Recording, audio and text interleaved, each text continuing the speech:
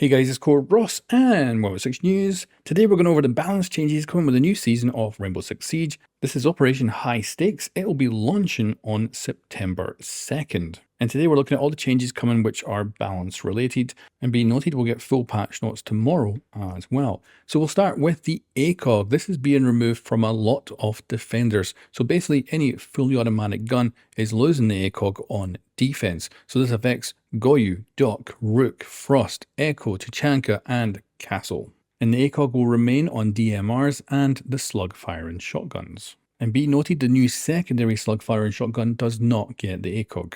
And then magnified optics on attackers remains unchanged. That now leads us into operator balancing, as some of the operators here who are losing their ACOG are being buffed in response because the developers think they're going to get too weak.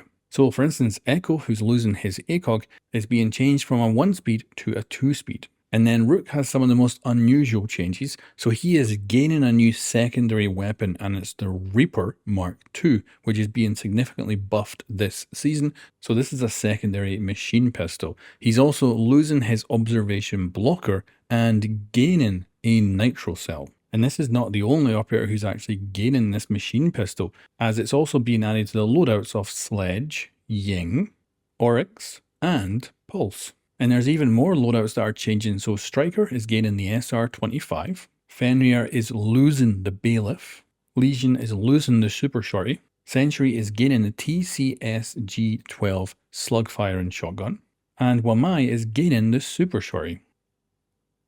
And now let's talk about the big nerf, and this is for Blackbeard, or should I say the nerf beard has returned. And there's quite a lot here. So first of all, he can no longer aim down sights while he's rappelling into windows. So when he's doing that kind of quick entry animation, he can no longer aim down sights. So you can still aim when you're outside the window and things like that, but you cannot do it when you're doing the animation in. And then also in a very kind of similar vein here, he cannot do his quick entry through barricades now when he is rappelling. So normally he can blast through the doors like any shield operator can these days, but when he's rappelling, he can't do that anymore. Meaning that he'll actually have to spend time destroying the barricade in another way, like shooting it. But the big one here is that when he reloads his gun now, his shield will completely collapse to its smallest configuration, of course making him extremely vulnerable.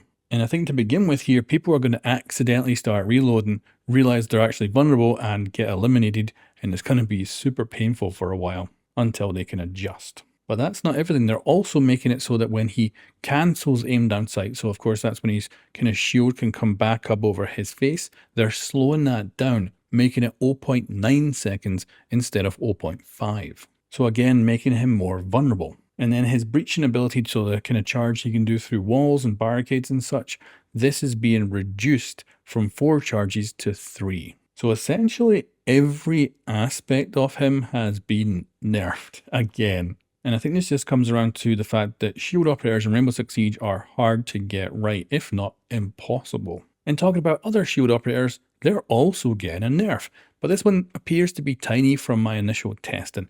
And this is that when they throw stuff like smoke grenades, things like that, they do now become slightly vulnerable. And you'll see a gameplay example of this on screen right now. It looks like they become vulnerable like in their feet and stuff for like a fraction of a second. So I don't think it's a huge nerf, but we'll have to test on the test server, make sure it's all kind of working properly and see how it affects things. There's also big changes coming to Dual Front. So the Dockerby Rescue is being removed and a new objective is being added in for midway through the match. And this one does sound interesting, as you need to battle for control over a sealed server room. If you get into it, you can actually lock yourself inside, and then you attempt to download some sensitive information. But apparently the other team does have something they can do to try and regain control. So it certainly sounds interesting, that's for sure. And then the operator selection in Dual Front is changing again, with the removal of Thermite, Monty, IQ, Amaru, Kali, Grim, Doc, and Azami.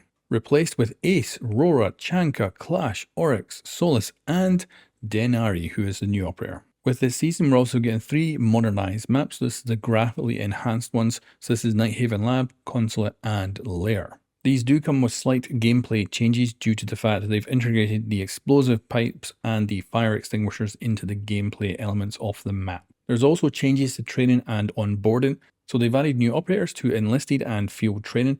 And these are Dockerby, Gridlock, Zofia, Deneri, Castle, Ella, Frost, Legion, Oryx, and Solus. They're also adding the map's border and lair to the field training playlist as well. And that leads us now into the conclusion. And there's some real surprises here with the balance changes. Now, we totally seen the ACOG change coming a mile away, and this is very much a 50-50 thing in the community. It seems that you either hate this idea or you love it.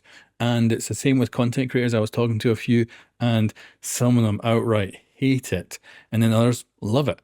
And I'm one that pretty much always uses a 1x on defense, so this change doesn't impact me, and I'm curious how it will change up the gameplay and operator choices. So quite interested to see how it plays out. And then I'm really surprised by the loadout changes and who they decided to put what guns on what. It's really interesting. Now, to me, I'm very much like, just play around with the balancing, because if you always mess something up, I think you can always take it back later. So I'm really quite happy for them to shake things up and see how things go. And this, I think, is interesting.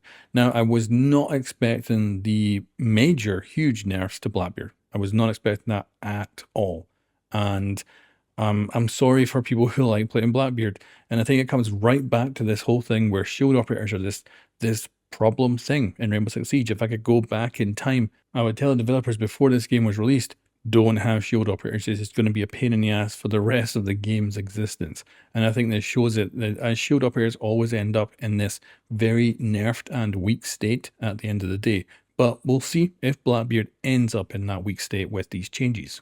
I'm also happy that they're buffing some of the operators who are losing their ACOG, so Echo, but I'm really surprised about the buffs that Rook has received to his loadout. So I'm curious how that will change people's playing of him. And the changes to him are ones I did not expect. And then I'll end this video by simply saying I'm so happy that balancing is back. And I really do wish they could have done these kind of changes with the launch of Siege X. I understand why they didn't. They were kind of more timid about it. They didn't want to mess things up. They weren't sure how Siege X was going to change the gameplay. But I think in the reality, not much really changed. So I'm very happy that we now have some significant balance changes, and this will change how the game is played. And that's what I love. Anyway, guys, let me know your thoughts in the comments below, and I'll catch you next time.